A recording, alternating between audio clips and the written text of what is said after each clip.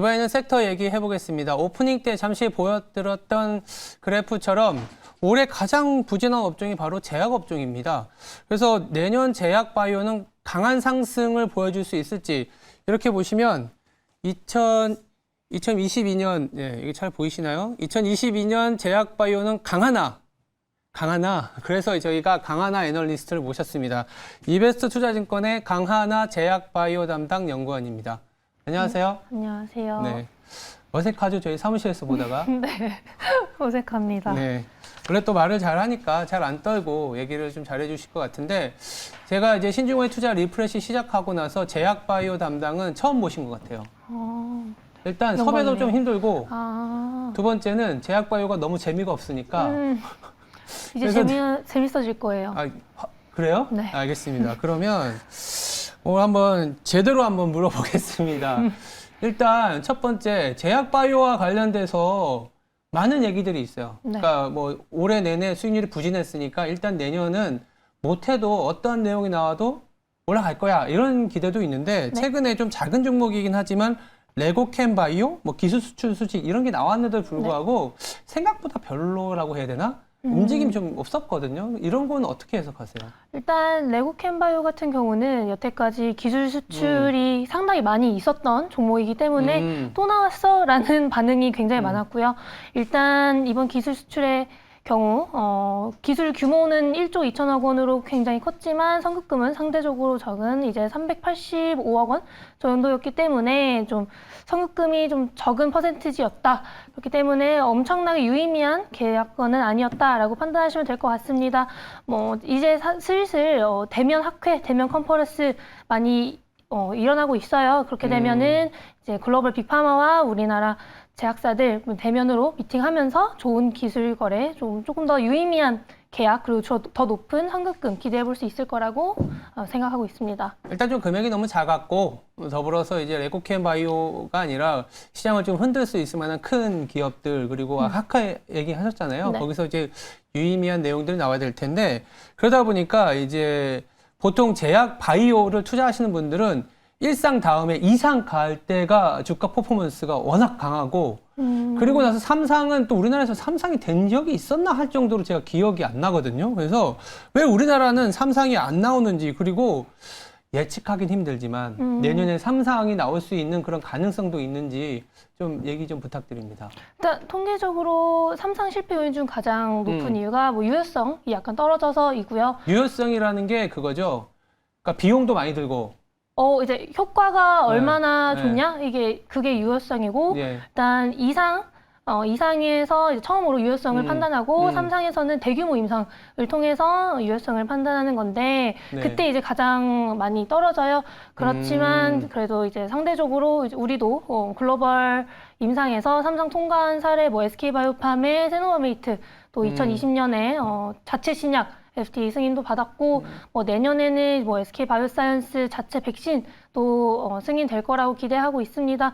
그 외에도 뭐 유해한양행의 레이저티닙이나 한올바이오파마랑 대웅제약이 하고 있는 안구건조증 치료제 중국에서 임상 3상 승인 날 것 같다고 다들 기대하고 계시기 때문에 임상 3상 승인에 대한 거는 뭐 내년에 조금 더 있을 것 같아요. 그렇지만 뭐 사실 삼상에 대한 기대를 지금 당장 한다기보다는 앞으로 이제 우리나라가 이제 슬슬 바이오 선진국이 될 준비를 하고 있다라고 보셔야 될 것 같습니다.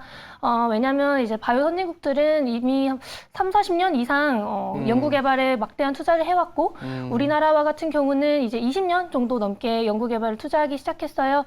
그렇기 때문에 지금 당장 삼상을 성공한다에 중점을 둔다기보다는 연구 인력을 모으고 이제 앞으로 어떻게 발전할지가 가장 중요하다고 보고 있습니다. 일단 저도 이제 뭐 쓰신 자료를 좀 보니까 삼상을 들어가는 게 유효성이 이제 떨어진 거나 힘들다라는 게 네. 대규모로 들어가는 부분들 비용도 좀 필요하고 네. 그리고 삼상까지 거치는 기간이 짧아야 10년이라는 시간이 더 걸리잖아요. 네, 맞습니다. 그러다 보니까 우리가 이제 신약을 개발한다든지 그걸 대규모로 이제 유효성을 검증하는 테스트 마켓도 좀 부족하고 거기다가 이제 그거를 주도적으로 끌 수 있는 정부의 지원이라든지 뭐 계속 밑빠진 독에 돈을 부을 수는 없잖아요. 그런 네. 것들이 좀 시간이 지나면서 그래도 얘기하신 거는 켜켜이 쌓여와 있기 때문에 네. 뭐 당장 내년은 아니더라도 네. 조금씩 시간이 지나면 우리도 신약 개발에 성공한 기업들이 많이 나아진다. 이렇게 보시면 되는 거죠. 네, 그리고 아까 말씀드린 것처럼 이제 코로나가 조금 안정화되고 뭐 없어지는 건 아니지만 일단 위드 코로나 할 수밖에 없는 상황이잖아요. 그렇게 되면은 대면 학회 아까 말씀드린 대로 많이 늘어나게 되고 그렇게 되면 이제 조금 더 유의미한 개발 많이 늘어나고 슬슬 지금 글로벌 빅파마들이 현금이 굉장히 많거든요. 뭐 노바티스 같은 경우 로슈 지분 매각하면서 대놓고 현금 많은 기업이고 머크, 화이자 전부 다 지금 돈이 많잖아요. 그렇기 때문에 M&A나 오픈 이노베이션을 진행할 수밖에 없어요. 지금 특허 만료된 의약품도 많이 있기 때문에 그들이 이제 새로운 파이프라인, 더 좋은 기업들 찾아 나설 거기 때문에 그 트렌드에 맞춰서 우리나라도 조금 더 성장할 수 있지 않을까 보고 있습니다. 근데 문제는 뭐냐면 오늘 뉴스 도배한 게 뭐냐면 남아공에서 누 바이러스가 나와서 다시 락다운 될 수 있다. 네. 지금 그러다 보니까 사실 제 세 번째 질문이 이거예요. 내년에 대한 바이오 산업에 대한 그 베이스 시나리오가 위드 코로나가 되니까 오프라인 활동이 많아지고 학회도 많아지면서 제약 바이오에 좋은 뉴스들이 나올 수 있다라는 거였는데 이렇게 보면 이따도 질문도 드리겠지만 이게 누 바이러스로 인해서 다시 또 약간 봉쇄 이슈도 있을 수 있고 조금 또 언택트 환경이 좀 이어질 수 있는 리스크도 있을 거라는 생각도 들거든요. 그러면 시나리오별로 조금은 제약 바이오에 대한 얘기를 좀 해볼 수 있을까요? 아, 네, 알겠습니다. 일단 뭐 누바이러스 때문에 조금 대면 학회나 그런 게 조금 생각보다는 느리게 진행될 수는 있으나 지금 아까 말씀드린 것처럼 우리나라뿐만 아니라 글로벌 제약사들이 돈이 너무 쌓여 있어요. 돈이 일단 많다. 네, 돈이 일단 많아서 오픈 이노베이션 인수할 수밖에 없다라는 점 염두에 두시면 좋을 것 같고 지금 슬슬 이번 달부터 뭐 RNAi 쪽 인수하거나 뭐 RNAi 라이선스인 뭐 이런 트렌드가 슬슬 시작하고 있다고 보고 있거든요. 우리나라도 같은 방식으로 반응하고 있다고 보시면 될 것 같고 특히 뭐 저는 이제 두 가지 시나리오를 봤을 때 리오프닝 관점에서 전통 제약사 매출 굉장히 타격이 컸기 때문에 좀 기저 효과로 3분기, 4분기부터 더 좋아지지 않을까라고 말씀을 드렸었어요. 실제로 3분기 이제 YY로 20% 이상 성장하는 모습을 보였고 4분기에 더 좋아질 거라고 생각했으나 국내 같은 경우 조금 지지부진할 수도 있겠다라는 생각을 어제 갑자기 하게 됐습니다. 왜냐하면 이제 확진자도 너무 많이 늘어나고 그렇죠. 지금 뭐 위드 코로나로 사람들이 뭐 술 먹고 나가고 하면서 질병이 많이 걸렸었어요. 그래서 뭐 이비인후과, 내과, 뭐 로컬 의원들 다 매출 많이 올라가고 있었는데 지금 또 혹시 위드 코로나가 다시 끝날까봐 위드 코로나 왜냐하면 이제 다음 주 정도 되면 질병관리청에서 이번 주에 WHO에서 누와 관련된 성명을 발표한 데다가 다음 주 되면 질병관리청에서 약간 좀 더 거리두기와 관련된 제도 변경을 또 할 수 있다고 얘기가 나오고 있기 때문에 위드 코로나가 약간 삐끗하는 것 같은 느낌도 있거든요. 그러니까 여기 하신 것처럼 아까 화면에도 나왔는데 불 시나리오가 아니라 배어 시나리오로 갈 수도 있겠네요. 네, 그렇게 되면은 좀 데이터가 기반이 되는 임상 진전이 보이는 이제는 바이오에 대한 불확실성이 너무 커지고 사람들이 뭐 나는 mRNA 할 거야 한다고 해서 믿질 않아요. 그렇기 때문에 데이터가 좀 기반이 되어서 학회나 뭐 논문으로 데이터 업데이트 잘 해주고 임상 진전이 보이는 바이오텍 위주로 좀 보자라고 말씀드리고 있습니다.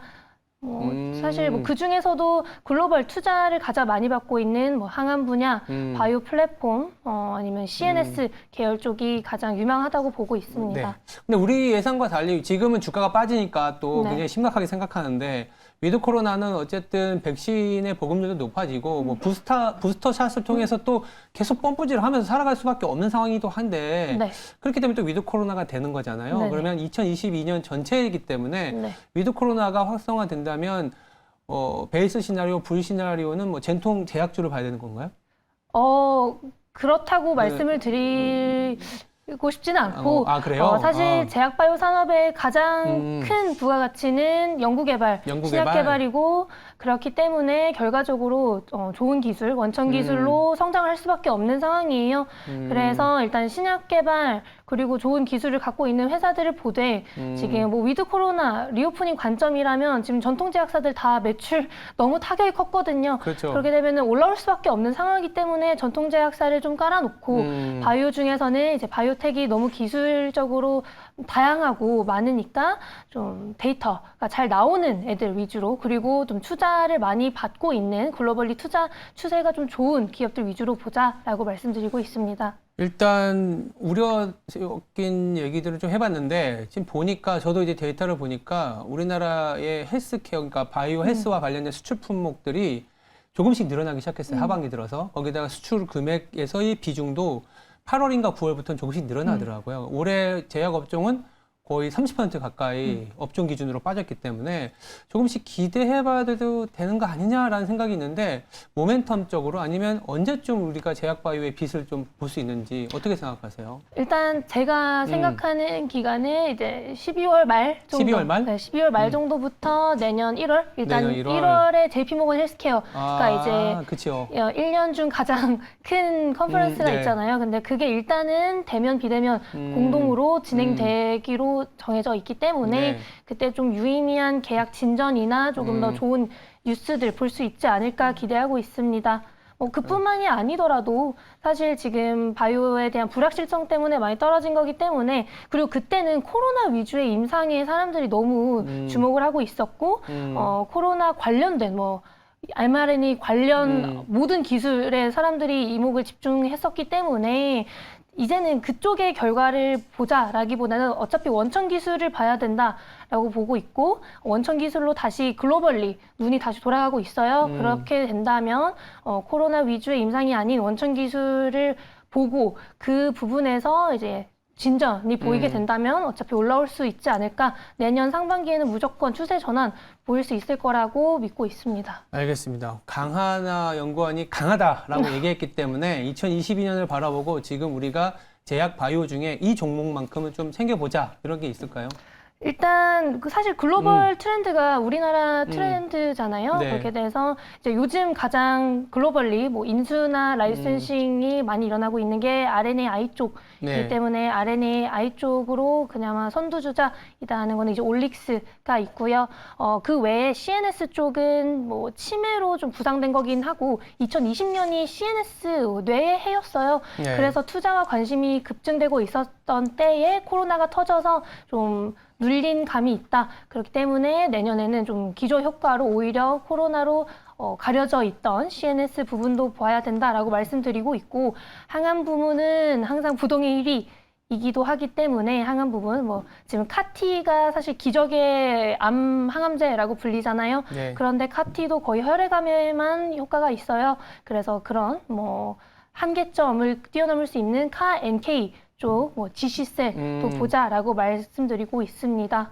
예, SK 바이오 오팜 이게 내려가는 여기 보이는 내외의 종목이 일단 2022년에 탑픽이라고 보면 되겠네요. 네네. 뭐 알겠습니다. 네, 네오이뮨텍 네오이뮨텍 GC셀, 레오캔바이오는 모두 항암 분야라고 생각하시면 될 것 같고요. 네. 바이오팜은 CNS 계열 우리나라 선두주자니까 대면 영업일 기대하고 내년에 그 SK 바이오팜의 신약인 세노바메이트의 매출 상승을 기대하고 탑픽으로 뽑았는데 이제 조금 더 지켜봐야 될 거라고 말씀드리고 있습니다. 알겠습니다. 일단 연말 연초 그리고 JP모건의 컨퍼런스도 있기 때문에 그 모멘텀을 타고 2022년 강할 수 있는 제약바이오에 대한 얘기 들어봤습니다. 지금까지 이베스트 투자증권의 강하나 연구원이었습니다. 감사합니다. 감사합니다.